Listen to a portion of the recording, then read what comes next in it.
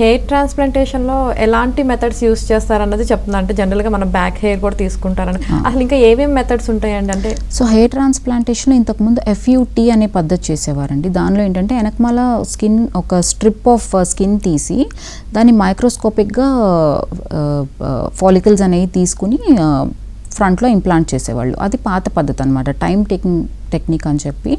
So తర్వాత FUE అని start చేస్తున్నారు. అది కూడా అంతే, స్ట్రిప్ ఆఫ్ స్కిన్ తీయకుండా ఇది జస్ట్ ఫాలికల్స్ అనేవి ఎక్స్ట్రాక్ట్ చేసేసి స్లిట్స్ చేసుకుంటారు. ఎక్కడైతే ఇంప్లాంట్ చేయాలో అక్కడ స్లిట్స్ చేసుకుని దానిలో ఫాలికల్స్ ఇంప్లాంట్ చేస్తారు. అది కూడా బాగానే ఉంటుంది. తర్వాత ఇప్పుడు ఇంకా అడ్వాన్స్ టెక్నిక్ వచ్చింది, డైరెక్ట్గా కూడా హెయిర్ ఇంప్లాంట్ చేసేయచ్చు. దీనిలో ఏంటంటే స్పెషల్ ఇంప్లాంటర్ పెన్ అని ఉంటుంది. సో వెనకమాల హెయిర్స్ మనం ఎక్స్ట్రాక్ట్ చేసి పెన్లో మనం దాన్ని ఇంప్లాంట్ చేసుకుని డైరెక్ట్గా హెయిర్లో ఇంప్లాంట్ చేసేసేయచ్చు.